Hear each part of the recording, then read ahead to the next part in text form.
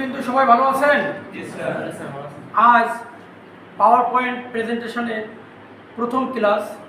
প্রথমে হচ্ছে আমি মাল্টিমিডিয়া প্রেজেন্টেশন সম্পর্কে একটু আলোচনা করব। মাল্টিমিডিয়া শব্দের অর্থ কি?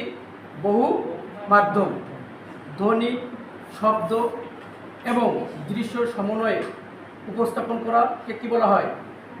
মাল্টিমিডিয়া।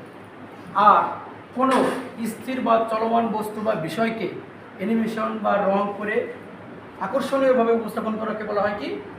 Multimedia presentation. তাহলে আমরা এখন নতুন করে যে প্রোগ্রামটা শিখবো সেটা হচ্ছে মাইক্রোসফট পাওয়ার পয়েন্ট। পাওয়ার পয়েন্টে এক একটা পেজকে কিংবা প্রাতিষ্ঠানিক তথ্যকে উপস্থাপন করে সুন্দর সুন্দর স্লাইড তৈরি করা যায়। সেই সুবাদে আমরা চলে যাব মাইক্রোসফট পাওয়ার পয়েন্ট। ভিউতে গিয়ে প্রথমে যাব কি? Slide master. স্লাইড মাস্টারে গিয়ে একদম প্রথম যে স্লাইডটা, এই স্লাইডে যে ডেকোরেশনটা করব, প্রত্যেকটা স্লাইডে সেই ডেকোরেশন হবে। আমি ইনসার্টে গিয়ে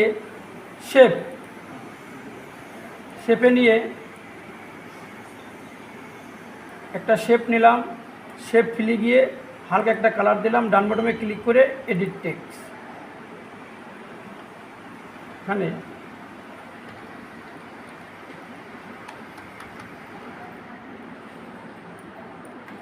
Gopalganj technical training centre.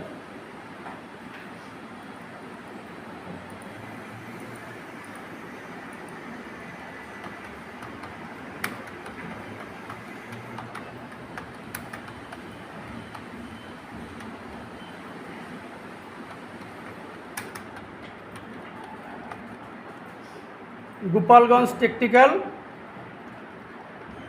Training centre, এটিকে আমি একটা রেড কালার দিলাম।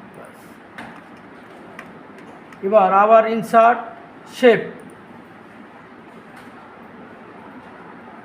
শেপে গিয়ে আমি দুটা শেপ নিলাম।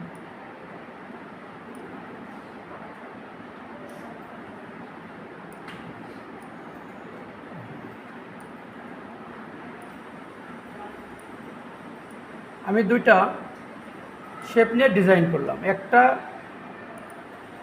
কালো আর একটা হচ্ছে রেড। এবার আমি ক্লোজ স্লাইড মাস্টারে ক্লিক করে ক্লোজ মাস্টার চলে আসছে।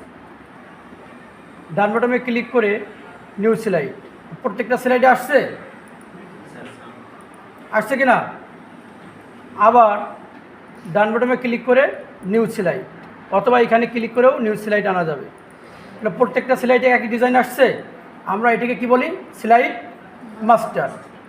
এবার প্রত্যেকটা স্লাইডে আমি কী ধরনের তথ্য উপস্থাপন করব সেটা আমার ডিজাইন করতে হবে। এইভাবে আমরা মাস্টার স্লাইডের কাজ করতে পারবো। ধন্যবাদ সবাইকে।